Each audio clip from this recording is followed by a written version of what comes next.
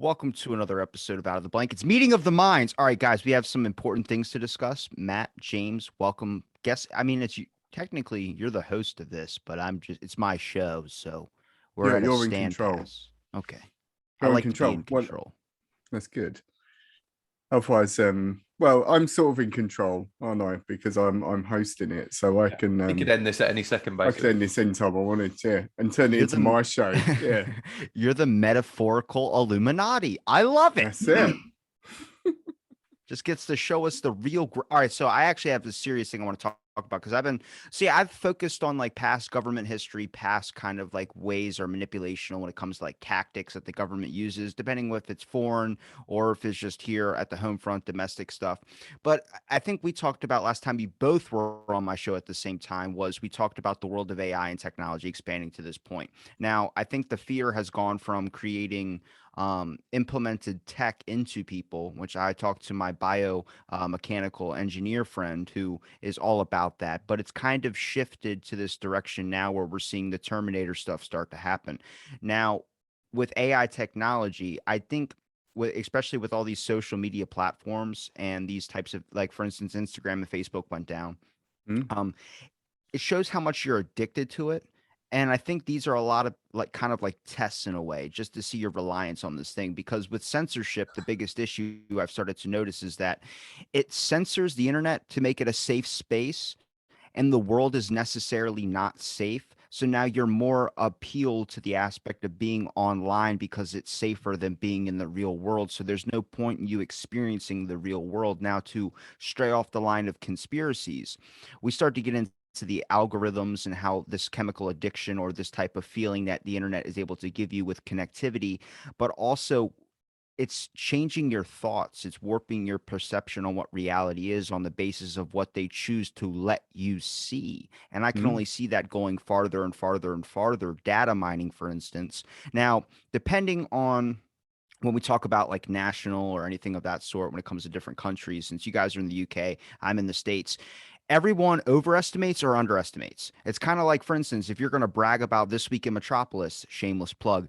to a person or someone at a bar, you're having a night out and you're like, yeah, I have this podcast. It gets a few listeners. And they're like, well, how many? And you would say like a couple hundred, just because you're trying to get into this person's pants. But at the Three hundred same thousand is our standard answer to that. perfect. And then, and when you say that to them, there's this aspect of like now you're overestimating your own proportions. For instance, our own countries will overestimate certain things on the basis of it's kind of like a brag, maybe necessarily not to other countries, but to us, to its own people, and will kind of undersell a lot of things when it comes to military stuff to other countries. So you're not expecting it.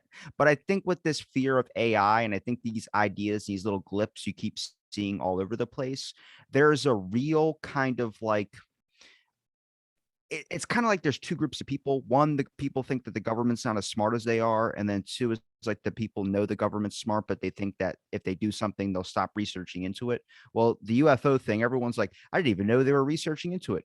Yeah, if it's a national threat like that, they're not just going to be like, maybe it'll go away. No, they're going to keep looking into it and they're going to keep funding it. It just doesn't get talked about. They find other ways to gloss over it. So I'm wondering what your guys' thoughts are on this kind of AI data mining, the fact that there are some companies that are talking about if you let them track your browsing history, you might get a better credit score. And I think that's pretty intense considering that even though it would be nice to have Alexis, I don't really want them to track my history because I don't know what you would deem if there's an algorithm running it. So what would be domestic terrorism? If I'm looking up government projects or trying to find lawsuits against Bill Gates or whoever, then can that be considered domestic terrorism? Because that's something I'm digging into that necessarily they don't want me to dig into, which then they could just label me as domestic terrorist. And I'm pretty sure I've never Googled how to build a bomb, but I probably should now, right? It depends how good a credit score you want. That's what it is, isn't it? 875. I'm 100% with you with all of that. I think the thing is, we don't need. There's always been, particularly in movies, this sort of threat, like a physical threat of robots and AI.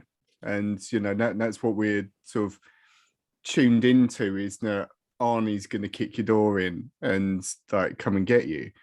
And also sort of like the you were saying about like biomechanics and that, and us actually changing into cyborgs sort of physically as well. But I think what's happened certainly over the last 10 years is it's happened to us anyway.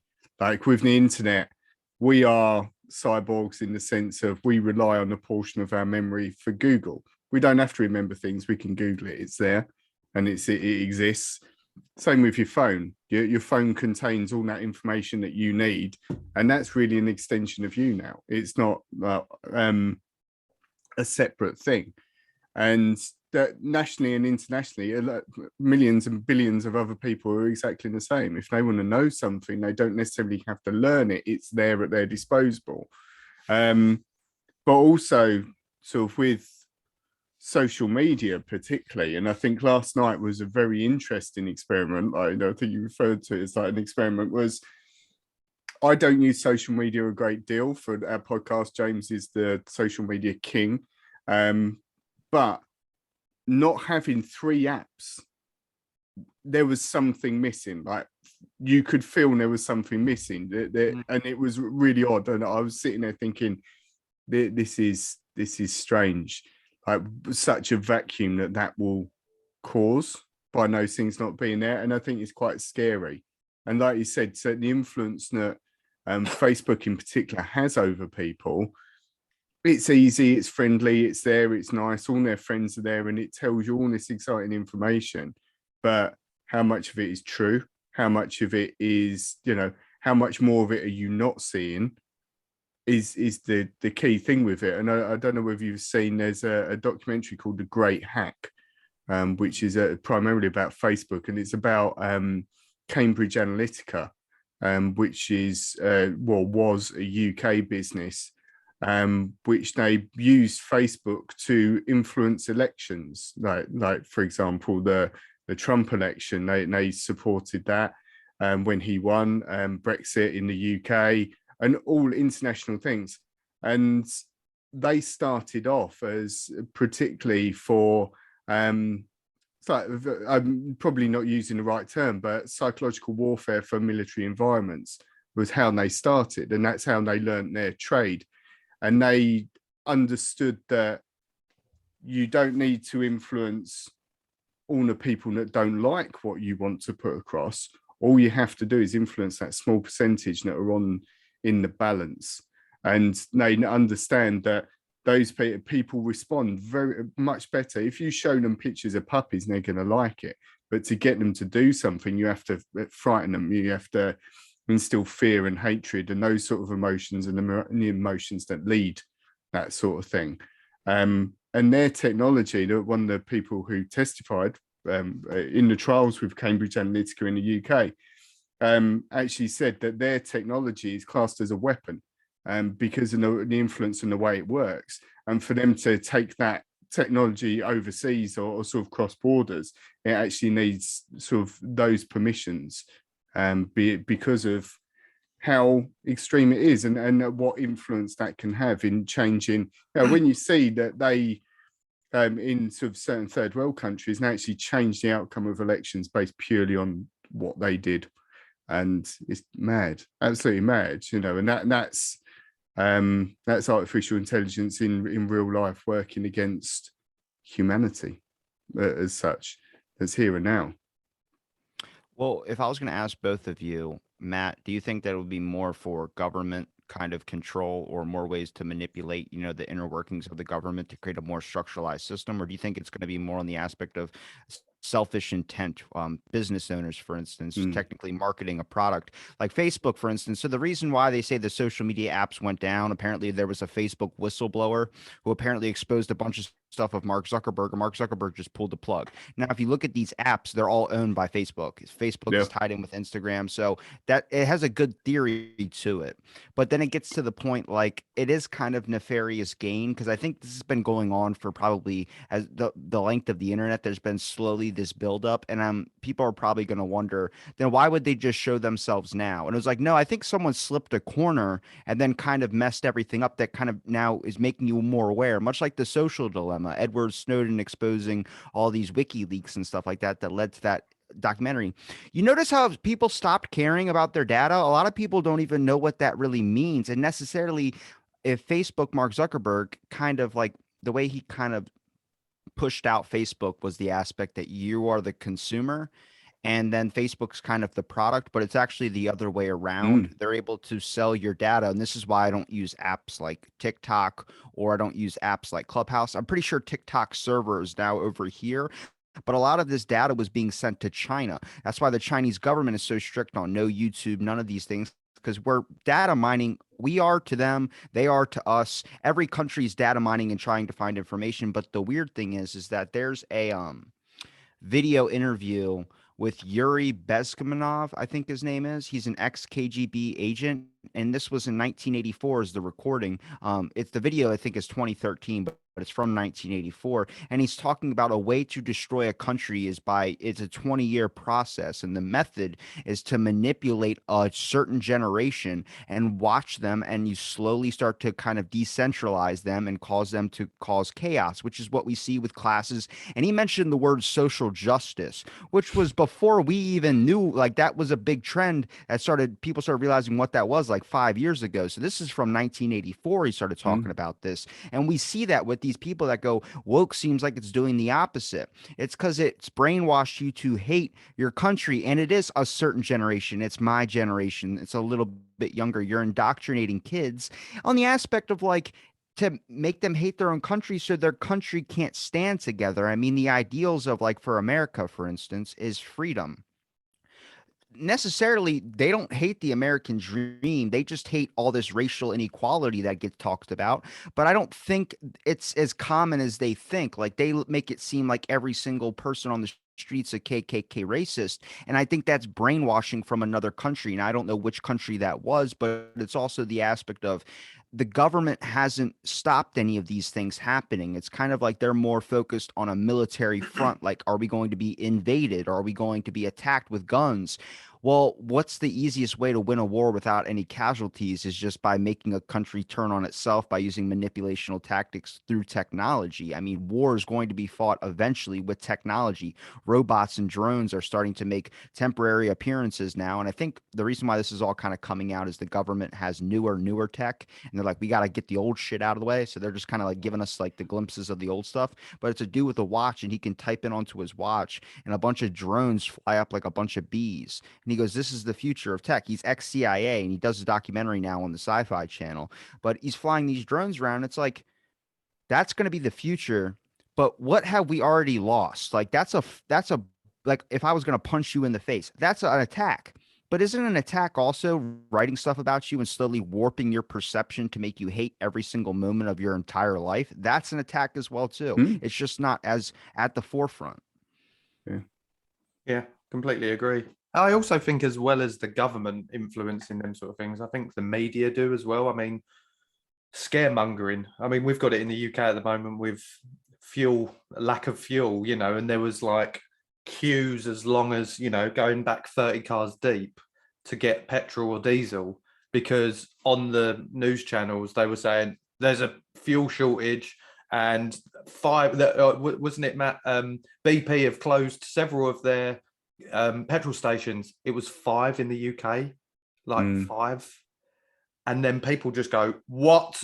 I've only got 3/4 of a tank left. I must go and get fuel.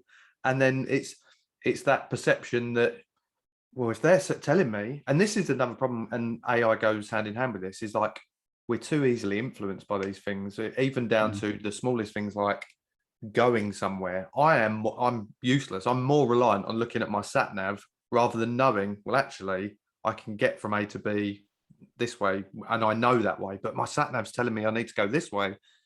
Sometimes I feel like that, certainly from my generation, which was a kind of crossover one, and Matt and Robbie, yours is probably you're a bit younger than us. So I'm 42.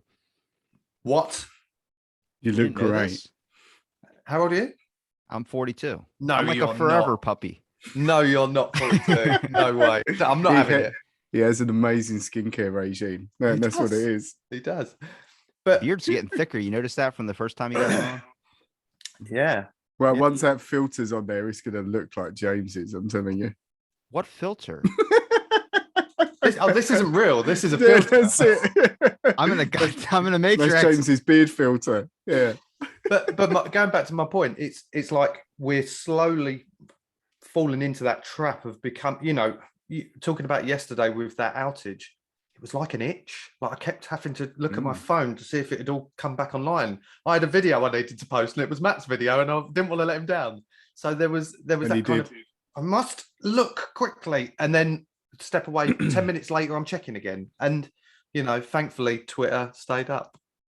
Well, here's the thing is that a couple of years ago, I don't know if a lot of people remember, I think it was around 2015, but Twitter went down for a brief amount of time. And it was the same thing with the Instagram and Facebook. Now, I don't know if the whistleblower thing is true. My theory or my idea is the fact that maybe Twitter has a lot of like the same kind of people that use it regularly, but Instagram and Facebook are still kind of dominating the market with Twitter kind of coming up. And it might have been an aspect of like, I think all these tech companies are kind of working in the same boat on some things. So maybe if you wanted to get more views or more people on your platform, everybody was on Twitter. Like everyone was talking about, thank God Twitter's still up. And it's true because that was kind of like, hey, my Twitter thing, for instance, I'm not getting enough people on it for a long amount of time. I need more people on it. Facebook is more of like, I got to sit down and you can spend an hour just going through. Twitter's like a couple of minutes and you're off doing your own thing. Instagram is a little bit longer because you got to scroll through pictures and catch up on your news feed. So they need more time. So what happens if Facebook, Instagram, they just shut down just so people could spend more time on Twitter, constantly refreshing and checking status updates? I think it was trending in a matter of a couple of minutes. I did a podcast 10 minutes into the whole, when I knew Instagram was down, because I was trying to get my friend Melissa, I was trying to message her on Instagram and it wasn't loading. So I just sent her a text and then we started talking about it. I was like, imagine if they just decided to test everybody. And then we get off of it. And she's like, this is eerie. Like you called it in the podcast. I was like, I mean, it only makes sense. It's not the exact part about fear. Like for media, for instance, they just found that the right recipe was clickbait. And if that means scaring the shit out of you and making you panic buy or do whatever, then they don't understand that the power that they have. But I think they know the power that they have. I think the thing is that America has always been on the media or major headlines. Now we're seeing the UK. And I'm like, I think we had more chips that were involved into us, like a bunch more people trying to target us through our media for longer. And then everyone else was like a little bit off to the side, like, here, I'm going to secondary this, I'm going to backburn this. And now we're seeing all of it happen, which I think this is important because if my country's in chaos and your country's in chaos and Australia's in chaos and everybody else is in chaos, this is important to highlight that you're not the only one with the problem. Everyone has this problem. And there's a bigger issue, which is now the social reliance that we have given into our devices. I only post and I ghost. And I'll message some people, but I really don't like being on the device because there's that nagging feeling when it goes away of why can't I access it? And you're just constantly refreshing something, thinking maybe you're the problem. Then you feel less important. There's a mental health thing that really links in with this device. And I think that's a concept of you want to feel safe. And sadly, social media gives you something to do without really spending any money, unless you're like me, spending $3.99 on gem packs every 10 minutes. But it makes you feel safe in a way that the world really doesn't. And I think this is important to highlight the fact that when you go out at night and you look up at the sky, you don't see a lot of stars as I did, at least when I was a little kid. That concept is the fact that you favored having lights inside of your home, that you burned out the biggest light above us with light pollution. And I think that's important to notice, that these things that have been working in the backdrop, such as an ocean beach, like Matt, like you have your background as, things of that sort are so important to what stabilizes you as a human. So I'm not necessarily afraid of this military onslaught of AI machines, Terminator style. I'm more worried about the addictive properties, like things I went to school for chemical dependency for. I can see subtle blips and notes of like when someone's tweeting 10 times in a day and it's only a matter of an hour, and you're like, that's not healthy. And it seems a little bit off. Like, why are they tweeting at a giant politician like they're going to respond to them like, you don't know what you're doing, you're burning down I'm like, what? They don't care about you. They don't even know your name. They don't even they don't get even that see that notification. tweet. Yeah, Exactly. Yeah. No, definitely. I think for me, one thing I've been doing recently, I do share it with James, and he thinks I'm a bit of a psycho, is I think it's important to learn. Like so many people use technology, and technology gets made easier and easier and easier and easier to use. And it's just a case of clicking on something and everything's working. I think it's so important for all new generations to understand how these things work and understand that it's all just software. That's all it is. It is just software. It's the creating a Word document on your computer is no different from putting a post on Instagram or whatever. It's all code, and it so if it's nothing more than that. There's a lot of emotional attachment to it, but it's important to understand that, like you said, the surveillance that exists within the apps that you use, and it's important to understand that there are settings to minimize that. It's important to understand that you don't have to use Google Chrome. There are alternatives, and there are very good alternatives which are a lot safer for you. And it's important to understand that there's not just Microsoft Windows. You can use Linux, and some of those things are amazing. And just buy it. I'll tell you, it's worth, if you know how to do it and so on, is to set up a computer with Linux and go onto the internet with Tor and use DuckDuckGo instead of Google and do a search, and it is like a completely different internet exists out there. There's a completely different world out there.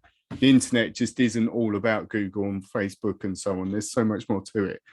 And there's so much information out there and so on that you can get. And it's, I don't know, I guess it's more akin to when people in the early 90s and mid 90s were first using the internet and stuff.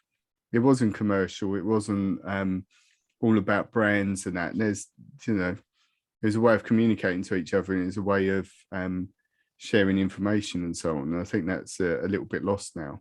And that it's not difficult to set up a flash drive with a different operating system. It's really easy, and you just have to look. It's very easy to fall into a habit, and it's very hard to get out of one. And sadly, we've given the keys to business in the eyes of tech or eyes of social media now. For instance, if you're a content creator, you best be online to be able to do your social media posting, or you best be online to be able to let people know that you're still creating content, or they'll unfollow you and then you lose a following. For instance, I notice, like, I don't post on social media a whole lot. So I do a story, and then I do usually one post, and that's it all day basically. And when I posted my episode, when this whole social media thing happened, I was still getting the views that I normally get. And I'm like, well, glad that everyone knows I don't care about the whole social media aspect thing of it. And I think that's important, because it's a giant weight off my back, because that fear of like, am I going to lose everything that I built for if I'm not just constantly posting or being on this social media device? I'm not willing to sacrifice my own happiness for the aspect of just being on the eyes of social media, or do whatever that is. Businesses during the pandemic, social media was a benefit, but now it's very hard to get off the tit of that, because it's so easy to do that or put up an ad or a sponsored thing, then just go out and promote your stuff in person when you don't really feel like getting out of your house anyway. I mean, I've talked to plenty of business owners that go, I'm trying to get a storefront. And my first thought in my head, even though I necessarily don't believe this, is the fact of like, why would you get a storefront if you could just do an online shop and promote it through? Because it's easier. There's a hope that you're going to reach more people. But how many of those people are bots? There's back on the old school thing of catfishing was people on World of Warcraft that were like, want to fuck? And you're like, yes. And then now it's this aspect of like catfishing is bots that are constantly like, my biggest thing was the lab thing. The virologist from Australia that said, I've worked at that lab and there's never been a bat there. Then they show a fucking video of someone holding a bat and she deletes her Twitter. That's a bot. That's somebody else saying something or getting paid, and then they were in the pocket of somebody. Pandora Papers, the biggest thing right now. All these people, all these politicians, mostly some in the UK, that they were being funded, and they made decisions on things they shouldn't have because they had a bias in that decision. This is what social media or the media is good for, to be able to expose this type of stuff. But if they're able to, like, when you get your laptop for the first time and you're typing in like downloading your browsers. When you turn on your computer for the first time, it goes, welcome to Windows or Mac or whatever the hell you're using. Then it shows you, would you like a tutorial? Skip the tutorial. Well, every time my computer updates now, and it's about 5 years old, it always updates and says, let me show you what's new. No, no, no. They never let you, they're like a parent that never lets you ride your bike by yourself. They're constantly holding on to your shirt. And that's what Google does. They walk you Mm, through everything. They let you see things that they want you to see, not things that necessarily they'll be like, oh, can't find it. Well, why can't I find this? Well, oh, it's not on here. Well, why does DuckDuckGo have it? Then they mm, create this conspiracy that it's not Google that's hiding things, it's DuckDuckGo that's making things up. And then it's like, well, then what the hell's true? Because I've heard way more on the other side, and you're not showing me those things. And like, it just gets very, very tricky where I'm starting to be like, I don't want anybody treating me like a child or just grabbing me by the hoodie and walking me through a store. Or like, nope, you got to go this way and turn me. Don't turn me. Let mm. me, I'm a peacock. You got to let me fly.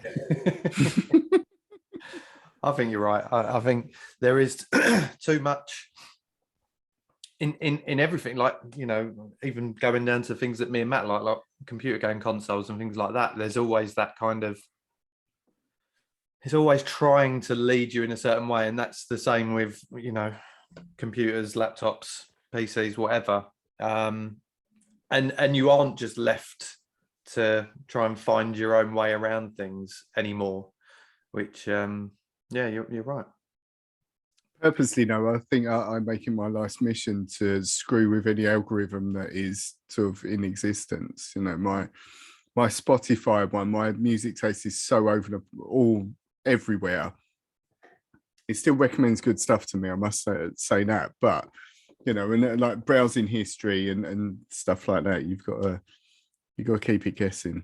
Turn everything off that you know that it's wants on there and just go wild with it. So my biggest example for like, I think AI it's fascinating to me, Mm, mostly to see how it updates, because old dinosaurs like me and you guys are just eventually going to be phased out of this new world system that AI algorithms are going to be, because we're not kids anymore. We're not able to soak up the information and find tricky ways around the system. It's much like when you watch your kids play Minecraft and they're like, how the hell did you build something like that? Like I got a little I, ship over here, and they set it on fire, and you're like, okay, I perfect. recommended Minecraft to James, and he had that very much that same thing.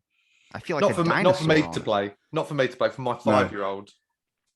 love But when I Minecraft, man. the Minecraft's amazing. the algorithm, for instance, has gotten to this point where you're looking at someone put up a Facebook post or something, and certain middle words that shouldn't be capitalized or capitalized, and you're learning that that's a way to get around the algorithm now. And Hmm, now the algorithm's going to update to be able to fix that situation. And interesting. sadly, it's a lot like Frankenstein.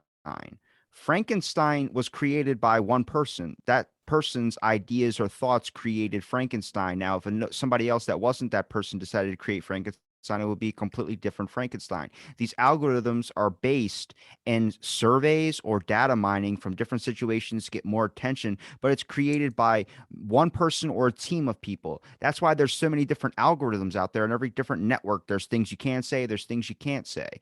These things constantly keep evolving and adjusting in the bias that why they're created in. Facebook's bias would be anything that Mark Zuckerberg believes. So he's a Biden Hmm, fan. You couldn't find the Hunter Biden laptop thing during this political thing because they anything was better than Trump. So yeah. Brett Weinstein, when he first started doing his podcast and everything, he created a Twitter page called the Unity Party. Now, the Unity Party was people that necessarily don't agree with the left and necessarily don't agree with the right. It was just supposed to be a middle ground, like Tulsi Gabbard, Dan Crenshaw, the fucking villain with the eye patch.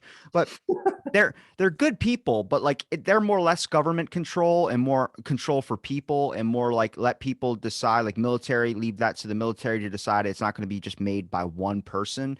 And this algorithm at this point and all these things decided, no, we just can't have Trump. So anything that could be separated into a third party, that's votes taken away from Biden. And that's where this election fraud thing starts to get into, because these algorithms necessarily might not have been programmed initially to do that, but they started to learn because you've censored out so many words by banning one of those candidates off all these social media platforms. So this is where they talk about election fraud. I don't think it's necessarily tampering machines, but I think it's an aspect of you kind of subliminally program this backdrop thing that's working like a background processor to process out anything that happens to do with one candidate. Now, I don't believe the election was fraud. If anything, I think Russell Brand has talked about that the Clinton thing might have been Russiagate or something like that. It's where he's getting a lot of crap for, because it turns out it wasn't Trump election fraud. It was actually the Clintons versus whatever. I don't know. I'm not getting political now. We're gonna stick to AI. But with the AI algorithm, for instance, now, if this thing can be created and modeled after what the person's beliefs are, then there's going to be so many different algorithms out there where eventually it's going to be people like us that are going to just be too old to be able to figure out how to adapt to the new changing thing. We're just be like, I don't want to even be on the device. And we're just going to put it down, which hopefully a lot of people can get behind that. And then maybe we can see a better world start to happen where people are actually like, you remember me? And they're like, Dad? And you're like, yes, son. It's been 40 fucking years. And you give them a hug. But there's the younger generation that are involved with this that are able to adapt so quickly that they're going to keep upgrading the algorithm and upgrading the algorithm. Then we got to rely on the fact that human evolution has to keep beating this algorithm that keeps upgrading, where older generations through the human evolutional process are just going to end up being phased out because they're too old to want to really change to this new social media thing. We'd rather just not deal with it. But these younger generations, the kids that seem like this is the way to content create, this is the way to get famous, this is the way to get popular, they're going to keep trying to go and go and go. And next, we're going to have this AI thing that's smart as hell that we can't even make a move without this thing being like, nope, sorry, you said this. And you said the letter of this word, which we know is going to predict the intent that's going to lead to this actual word, which you can't say this actual word, even though it might not. We don't know, but we're predicting your intent before it happens. There was recently, in the last few weeks, and I don't know the exact details about it, in the UK, there are certain court cases that are going to start to be decided, but the verdict is going to start to be decided by AI. Great. Burn them all. Burn them all. So, it is like Minority Report, isn't it? But yeah, it will be simple to, I think they justified it as like very simple. I don't know, Robbie stole my bike. How do we know this? Because Robbie's riding my bike. Yeah, we'll that's life. Whatever it may be. So yeah, those sort of picture me hanging from an orchard at that point, just hanging by the neck. So what? So you won't have a jury then? No, not all. It will just be settled online and with some piece of software to do it. Yeah, It's so annoying because I've always wanted to do jury service, but if you never been called in for jury duty. I haven't. No, I'm in the same boat. I haven't been, but I'm only 23, so. Exactly. I'm a survivor. I've not done it yet. I'm going to get a letter through the door now, aren't I? That I've got to go. Yeah. But yeah, that's apparently coming into the UK. I don't know when that's coming, but that's a real thing. With that. But what I was going to say, Robbie, to put a question to you, do you think the solution to all of this is decentralization of the internet? If you've ever looked into that, in terms of, blockchain is the most common thing that people associate with it and so on. Well, the KGB guy I was mentioning, that's another stage of tearing down your own country, and brainwashing is decentralization, which is just forgetting this whole idea of what it is. Now, necessarily, do I agree with that? No. I'm probably a patriot at heart, but I think that it's not necessarily the idea. It's the more of the people that are involved with it, because I know people, I've talked to a lot of people. People aren't really going to want to do something unless it's in benefit for themselves. I mean, if you're going to be on my show for the first time, usually it's about promoting something or it's about doing this, but it never really sticks to that basis. But then you develop a connection and you realize there's actually having fun and there's a whole other experience that goes along with it. But with AI, for instance, I don't think that disconnecting from it is ever going to happen. Maybe we can get generations that just never use it. I know my nephews, for instance, they're not allowed to watch TV. They're not allowed to do a bunch of stuff. When I come over, we're watching Jaws, even though they're 3. That's fine. They don't sleep usually afterwards, but that's not my problem.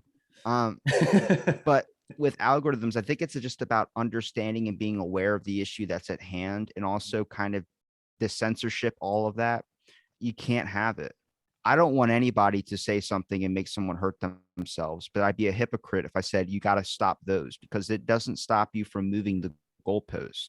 Just like during the pandemic, be in your house in 2 weeks. That's it. And then after 2 weeks, you're good. It went a lot longer than 2 weeks.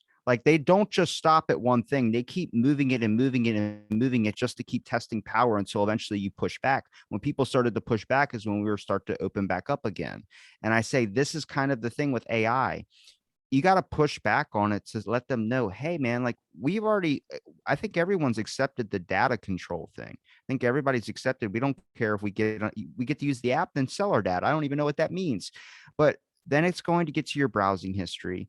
Then it's going to be the eyes of like, hey, you know, you get to get a new car or get a better tax bracket or whatever. You get you don't have to pay taxes this year because you get all this information that they're stealing from you and giving to advertisers, where eventually you're going to be forced advertising without even wanting to see it, which to me, that's the biggest kind of curse, because then you're messing with human thoughts.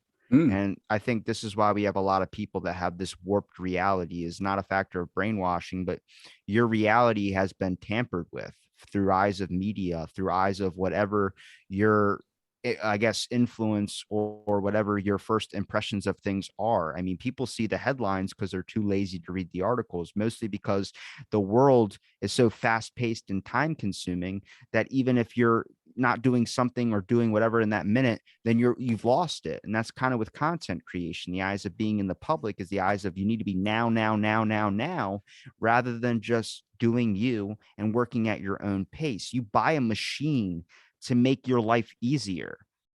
Then what do? You just sit on your fucking phone because you don't have to worry about vacuuming the house because you have a Roomba that's doing it for you.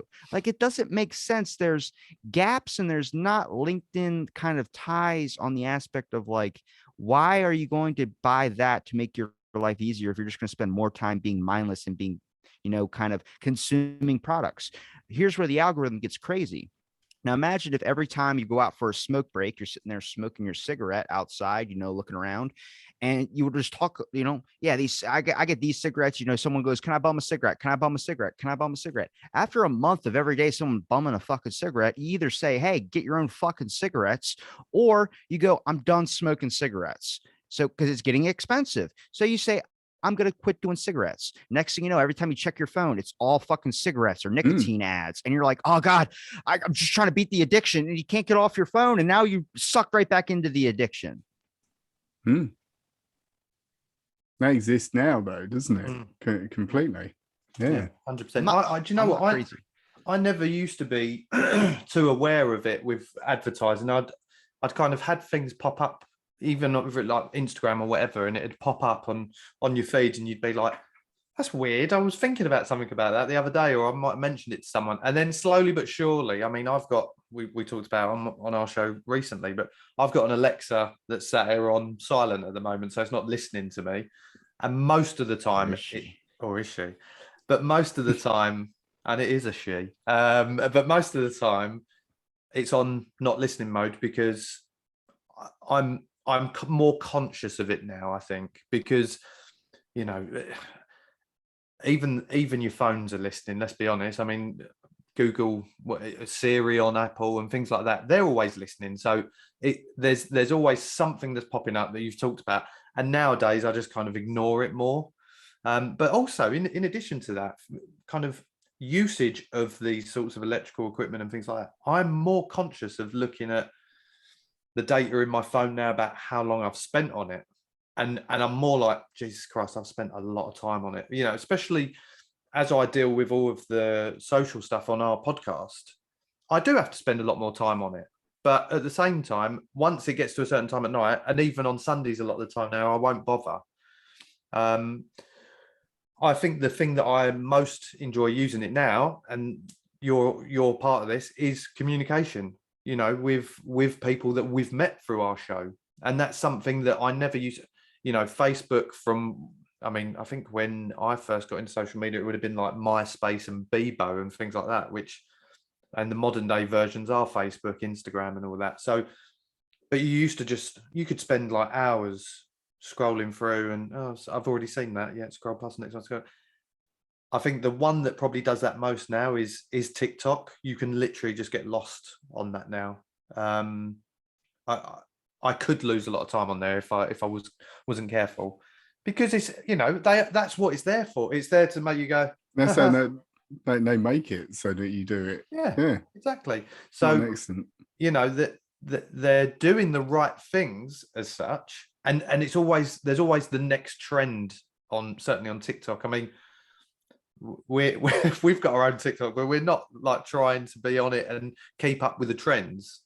It's more from promoting the show. We can put clips from our show out and the occasional funny one that we think is quite good.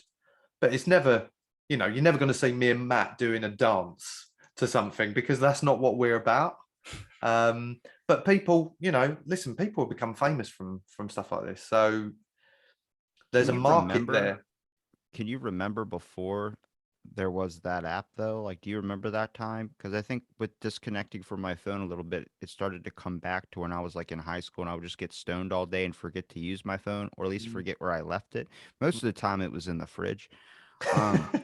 But there was a different feeling that I'm starting to feel again, which is an aspect of like I don't feel tied to anything, that I feel like my brain just neglects to go there or check the apps over and over and over again, because I didn't have a show back then. So the show kind of pulled me in a way. And now I'm starting to realize that necessarily I don't really need the show to keep me tied to social media. I can still do it, but I don't have to use my social media anymore because it still gets created. It goes out there. It's logged somewhere. Now, when does that get attention? I don't know. It could be a year down the line, but for me, it's not necessary. Like, because I know friends that'll be like, you don't like my posts anymore, and it's like, well, if you think that I follow you because I have to like your posts, or you follow me and I expect you to like every my post, then do we even have a friendship? Exactly. I still like you. It's Yeah. not. It's just it's very strange to see how like it's kind of worked its way in there. And I think we've all been paying attention to the new technology and new obvious kind of realization or results that we see when it comes to a new iPhone that can control your toilet or something like that.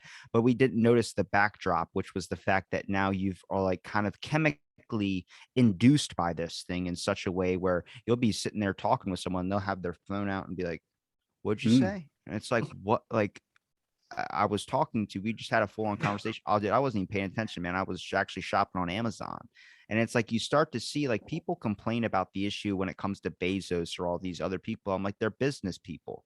Sadly, you thought you were getting sold a product and you don't realize you are the product. You are now conditioned and now controlled like a little internet slave to this thing. And I'm not trying to be a boomer where I'm like, oh, the internet's hell. The internet's amazing.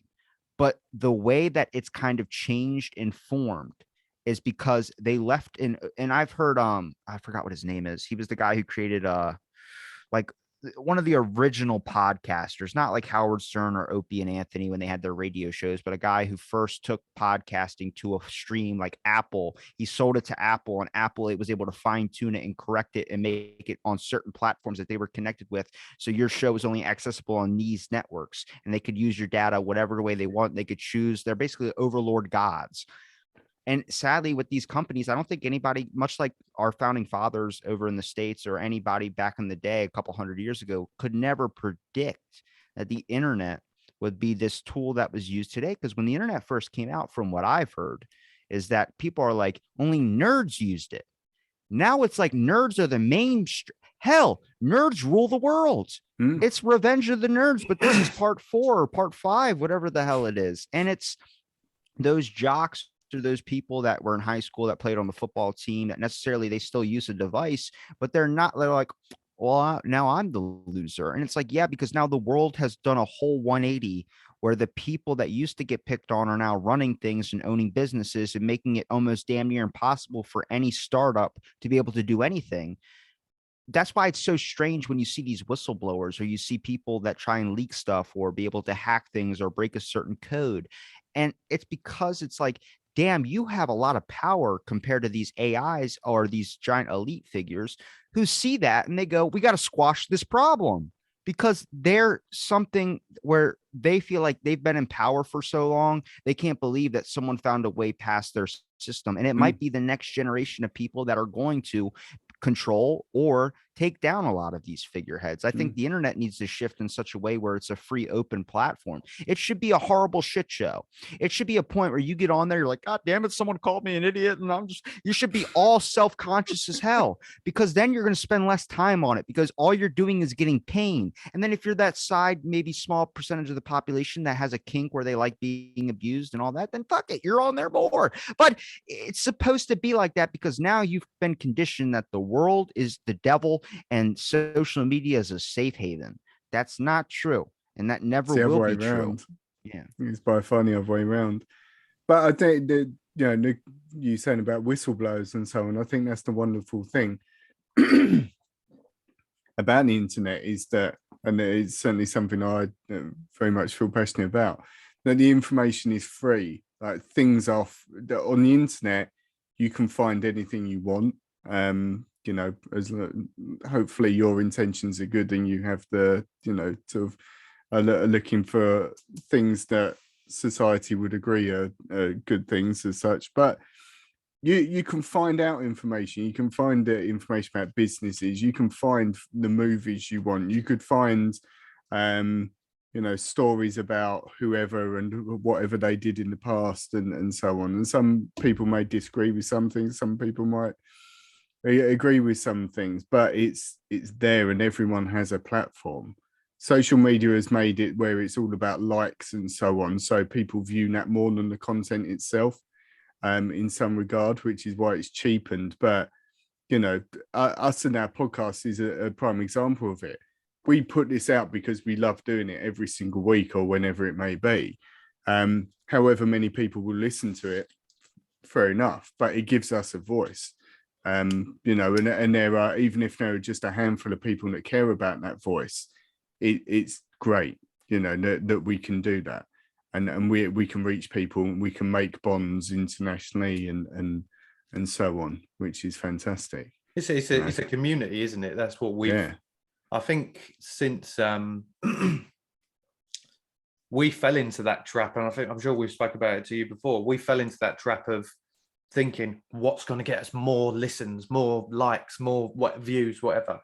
And as much as we enjoyed talking to people of some form of celebrity or status, the better ones that we've had have been the ones like talking to you, like talking to other people who do podcasts, other creators of comic books, or things like that, people in music that just are like-minded people. Yeah, like-minded people. And since then, it's been like, I've built up friendships, and we've built up friendships with these people. We speak relatively often. There's value to it, much more value than likes. Yeah, and I think that's been one of the most important things to us now, and I think that's changed our way of looking at it. It's not about what, if one person listens to our show or watches it, great. But even if they don't, the main thing is we enjoy doing it, and it gives us a bit of creativity to, write our own narrative as such in that respect. And something that we'll look back on, talking about tech, like in 20 years' time when our kids have grown up and we might have grandchildren and things like that. I mean, who knows what the tech will be like then, but excuse me. But our children will be able to go and look back on everything that we've done. They'll be able to look back at Out of the Blank podcast and see when we were the first time we came on individually or as This Week in Metropolis. All of that will be there. So that, yes, there are a lot of negatives as well with AI and tech in general, but there's still quite a lot of positives, so long as the drive is the right cause, I think. Do you think, Robbie, that that one thing that I'm very interested in is something called the metaverse, which I don't know whether you've read about. The metaverse, if you don't know, is basically Spider-Man? Spider-Man. Well, it's basically a combination of digital and real world. So there's a seamless link between the two. So if you've ever seen Ready Player One, for example, that's a good example of a metaverse. But it's in their example, in that particular book, the world is completely ruined, and the only like sanctuary you have is by putting these glasses on, and you're in a completely different world, and that's your world as such, that you can engage with. And a lot of companies, Facebook primarily has shown of very much indicated that they want to create this thing. And even Epic Games with sort of Fortnite have started doing it, and they've sort of shown interest. I mean, you play Fortnite, you can watch a concert in Fortnite with Ariana Grande, and you can, it has its own currency. You can socialize on there. You can play the games on there. It's becoming more than just a game as such. What are your thoughts on that sort of thing? Do you think that will happen? That we'll just have headsets on and ignore the planet? I think it's more likely the fact that when you start making the online reality better than the actual one, you're now not incentivizing people to want to go live in their own reality. This is why we have people like I think we talked about this a long time ago. This example is from a long time ago, but there was a guy who played World of Warcraft and he was like a hero in the game. Now, when you play a game like this, like if you ever play video games, you get online, people are like, "Oh shit, he's online." Yeah. And you seem like a god in like a lobby filled with like noobs or whatever you want to call them. That's already a small bit of divisiveness, is trying to prove or trying to make yourself on a better level than a lot of these other people, saying that they pale in comparison to you.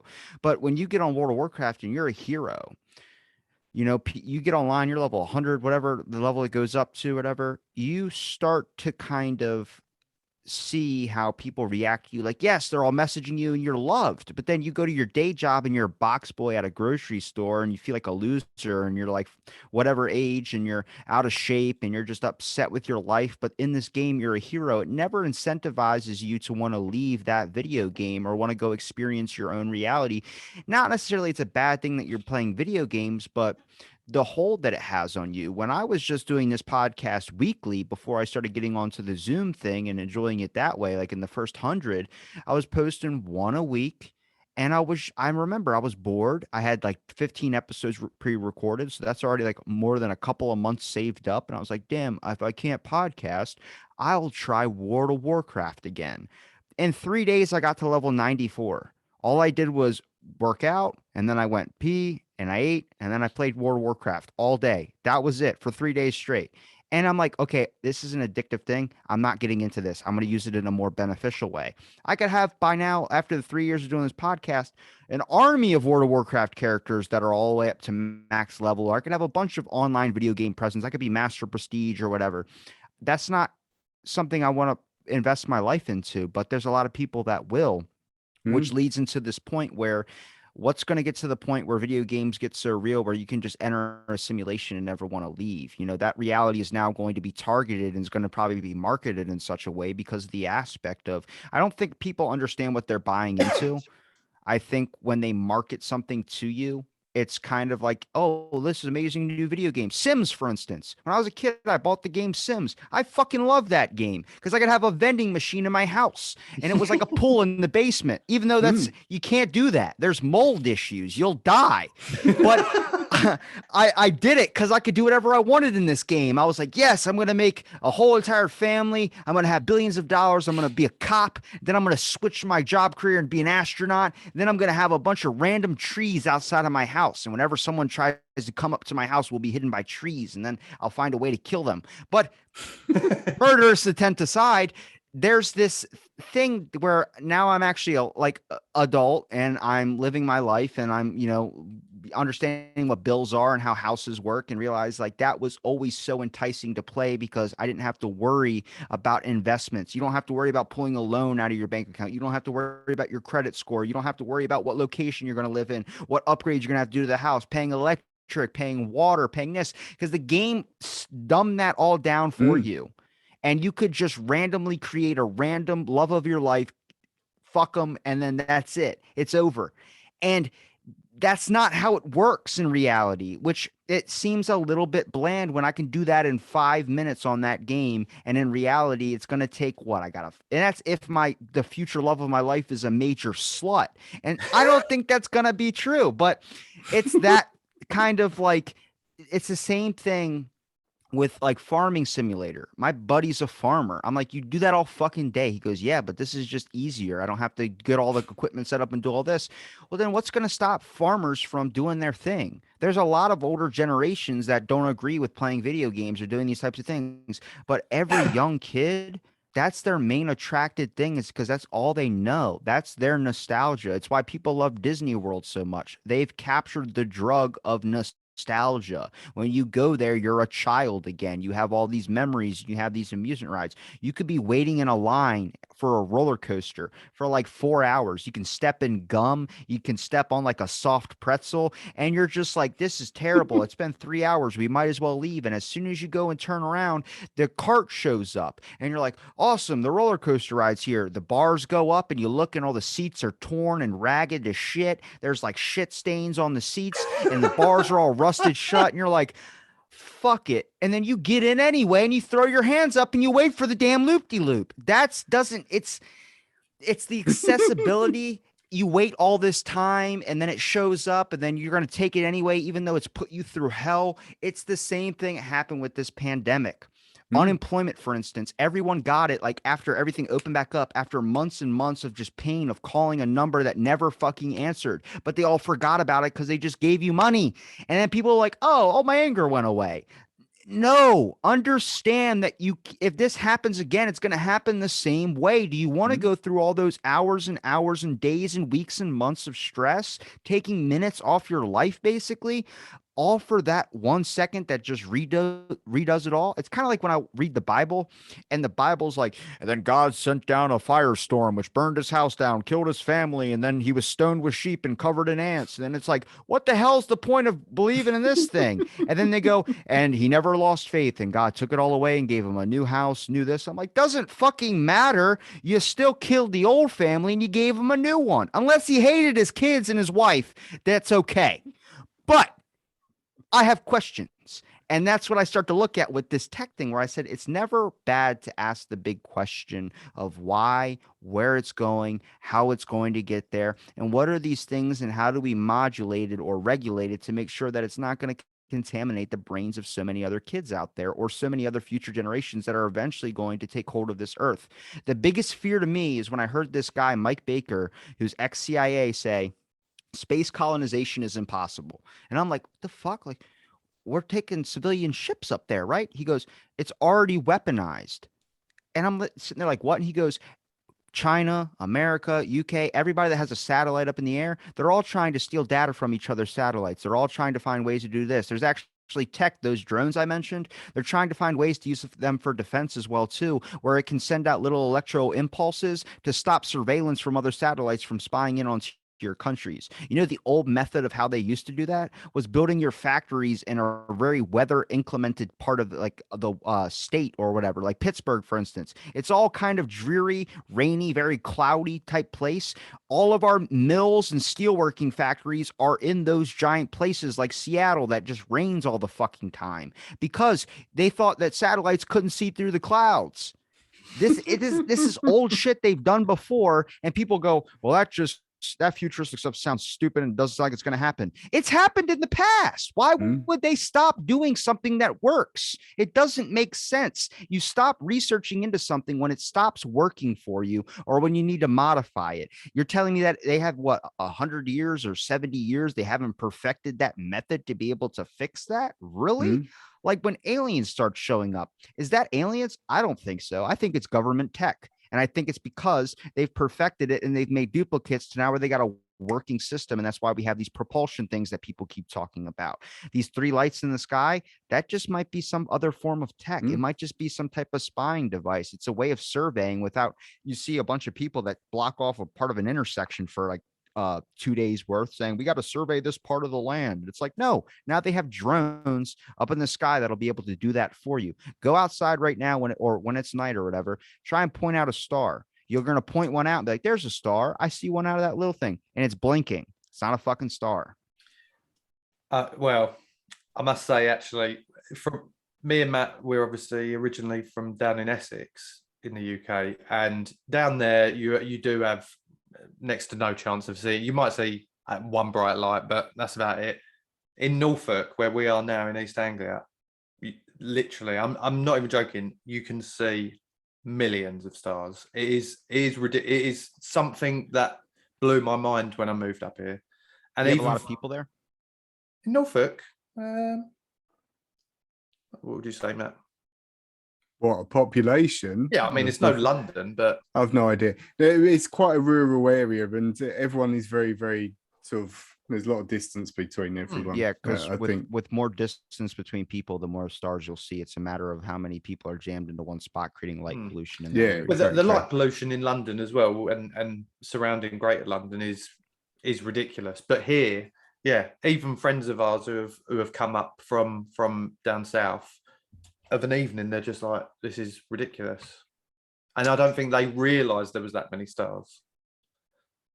It's kind of hard when you don't ever really eat. I don't think you notice it though. It's kind of like a dimmer switch. You just it slowly gets turned up or turned down. You just don't really notice the decline. Like there's people with like back pain that they've had for ages.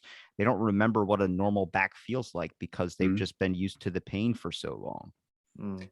There are 907,000 people in Norfolk, and it's an area of 5,372 kilometers squared. And he knows that off the top of his head as well. Definitely didn't see his face light up like a Christmas tree. No, not all. I wasn't using the algorithms. I think it was you guys that I mentioned in a podcast because I was listening to your episode where you try to create an intro on Boomy. And that's fascinating to me, where I was like, this is cool algorithm, but this is also a reason why like Nas is so famous. A lot of his studio beats are all algorithms. So necessarily, are you now brainwashing a whole generation of people to only like perfected systems of music rather than the old experiences of like, and I think I mentioned this before in a podcast, but I messed up the name, but John Lennon, when he's singing Help, the live version of that, if you look up the mistake that he had, he says, "Oh, fuck me," as he went and tries to say, like, strum the guitar. He messes up and says that. And it's very faint, but you can hear it in the original recording. You're going to miss out things like that of human error and flaw that I think that a lot of people appreciate. Like when I listen to my favorite artist and he slips up or he mispronounces a word, or even a live concert, sometimes sounds better than the original. And I'm like, I really appreciate that. But now if you have a human algorithm or a machine algorithm that's able to create music, you're now adapting a whole audience to kids that are only going to want that and find the ease of access of using that. Where Lil Nas just rapped, or he just talked the words of Dolly Parton's song, and it sounded great, even though he was just saying words. And I'm not necessarily mad at that. I'm just looking at like, you're starting to see the creativity shift where now you're relying on a device to be able to do that all for you. And it's much like a car, for instance, is kind of a requirement in a lot of ways. It used to just be a luxury. It is a luxury, but we've made it a requirement by having jobs that are so far away instead of getting jobs that are the closest to us that could be travel by bike or travel by our feet. And you start to realize that this reliance on this thing, or this reliance of using tech to be able to do the things we need to do. Try doing a podcast when all technology's gone. You can't. We've relied too much and invested too much into something to do something for us, even though it necessarily needs us. How long until they can just look at all my whatever 1,000-something episodes and be able to just make an AI clone of me? I'm logged into this thing and they can do that already, because I'm sure we was reading about this the other day. What was it? Or was I reading about it? I'm sure what I talked about with you, James. There's a service, and I need to look it up and see what it is. But if they have 30 minutes of your audio, so we could just take one of your episodes, upload it, it will recreate your voice in AI. So all we'd have to do is then give it the words, so give it the text, and it would talk like you perfectly. I want to meet that AI clone so bad because I know he's. How do we know it's conspiracy? How do we know this is the real Robbie though, Matt? That's the question. Exactly. But apparently this technology is already being used, because celebrities, like in the article I read, they named Bruce Willis. Bruce Willis can't be bothered to like do an advert for Uzbekistan or wherever it may be. So they'll have a recreation of him and just use this technology to mimic his voice. And so Bruce Willis can sell his vodka to some country you've never heard of and still get paid. But it's not actually him.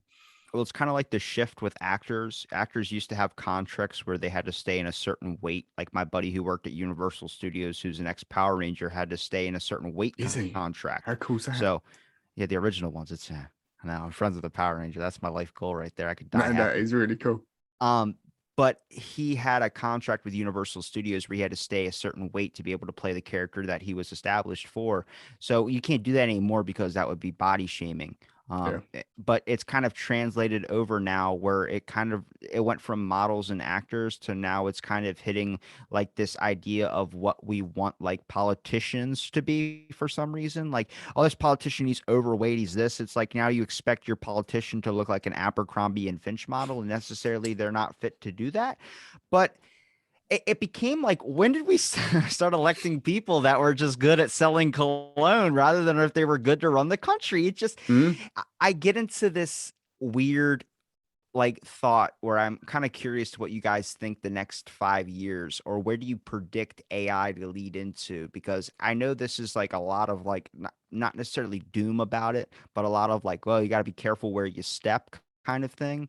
And I only see it kind of expanding out to the point where it's really going to become a more difficult issue to be able to do things like buy something at the store. Well, if you never leave your house, then everything could just be online orders because all it's online shopping. You go to the store in real life, you're like, man, I've been in here for 4 years. I'm just going to go outside. I'm going to drive to the store. You go to the store and everything's just a picture.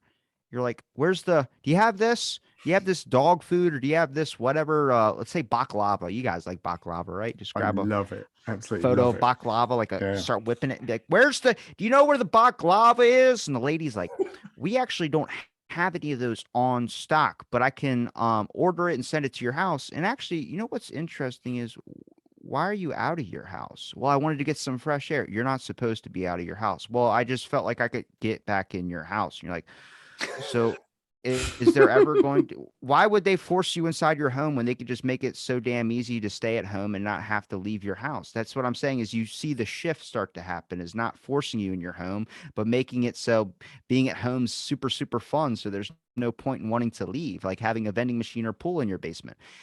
That sounds amazing. I hope one day we can perfect it to where I don't end up, well, I can barbecue in my fucking garage with the door closed and I don't die. You know what I mean? Like I'm thinking.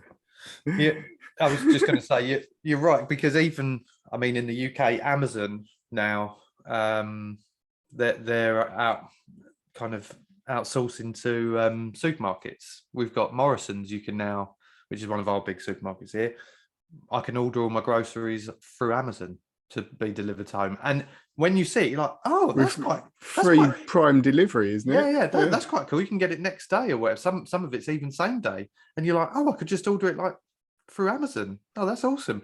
But like you said, Rob, it's taking away that element of getting outside and walking to the shops or whatever.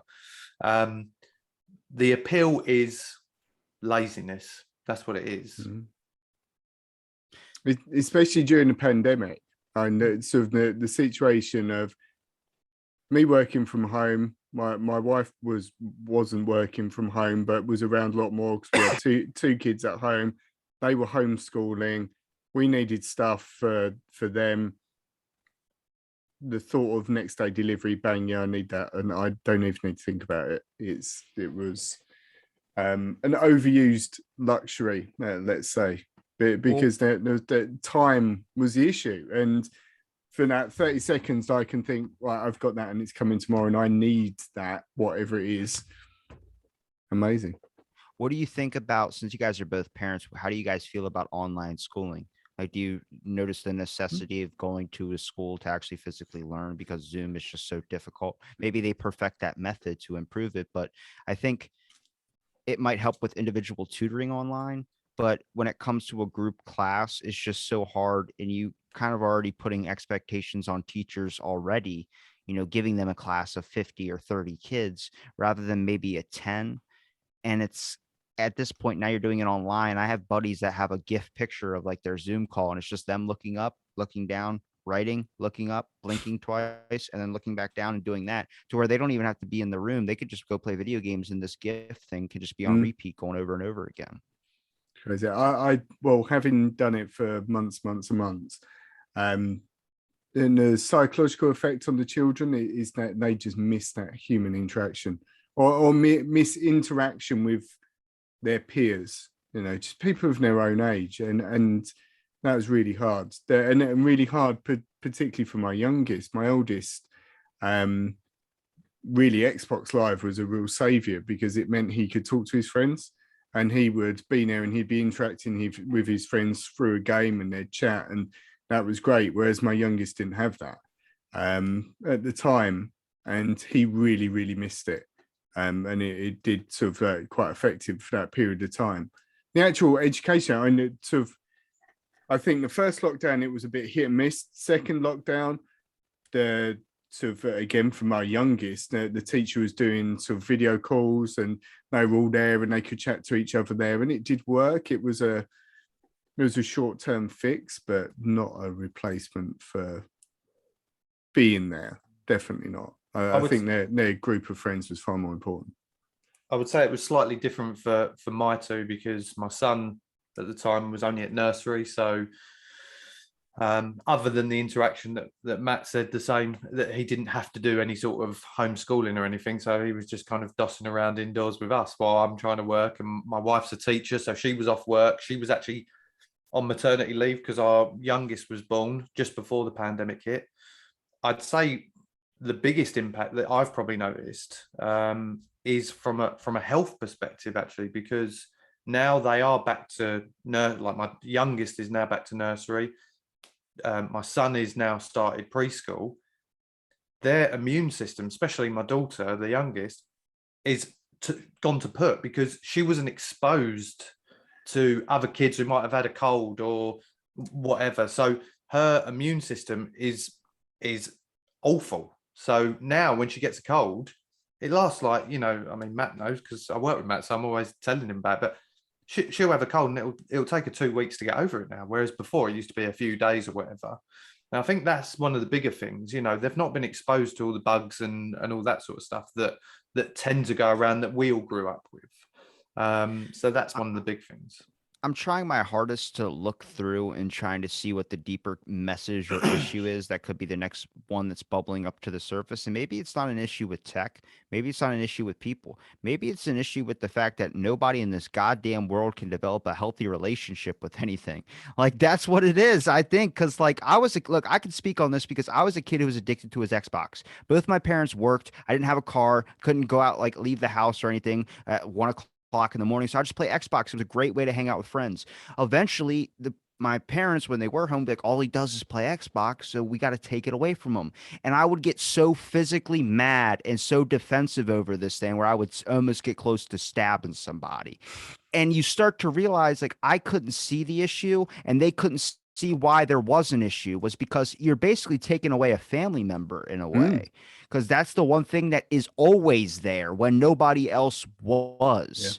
And I think now that I look at it back now, I'm so happy that I don't, like, when people are like, want to play this game? I'm like, I don't play Xbox anymore. I don't play any games. All I do is the only tech I use is my phone, and I use this computer for when I do a podcast. And that's depending on, I limit it to like a certain day a week. I try not to do any littered throughout the week, or just do an offshoot of one. But like when I'm sitting there, I canceled my Netflix. I canceled a whole bunch of things. I'll listen to a podcast. I'll listen to my friend's podcast. I got plenty of friends out there that have podcasts that I constantly can keep busy with those. But just finding basic ways to be in healthy relationship with things, which for some people like myself, I just prefer to cut it off because I know I'm just going to get that addicted into it. I prefer to get into a healthy relationship with the gym. I'll do 6 hours of cardio. I'm fine with that. I'd rather do that than play Xbox for that amount of time because it's healthier. Maybe not 6 hours, but to each their own. I'm kind of a freak in a way, but I think it all boils down to there's no basics of like, this is why we had time limits when we were kids. This is why we had these restrictions and these things of you can only spend this amount of time.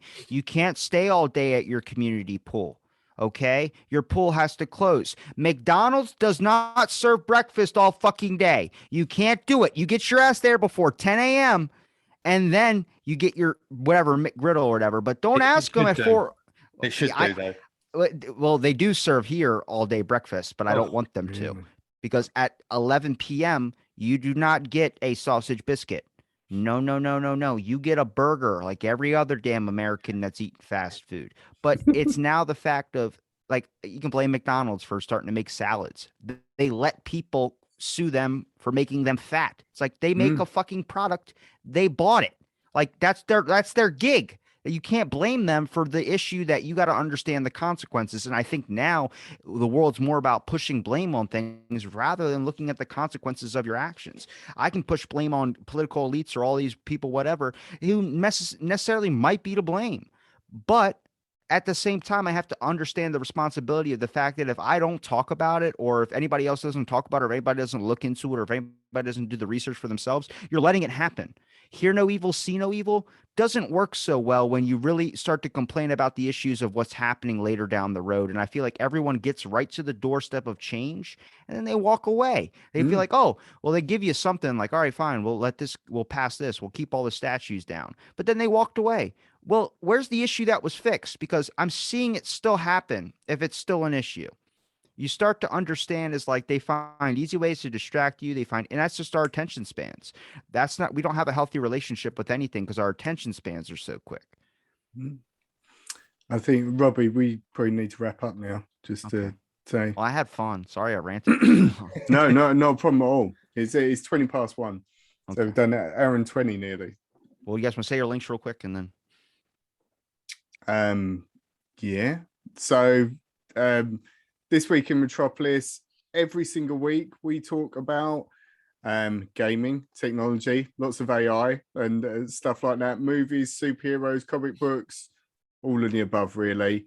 New episode every week. You can watch it on YouTube. You can listen to it on Spotify, Amazon, Apple, anywhere else that you choose to listen to your podcasts, and find us on the usual awful, horrible, manipulative social networks that we've discussed, such as Twitter, Facebook, Instagram, MySpace, Bebo, TikTok, Friendster, all of those. Friends Reunited, yeah, all those classics.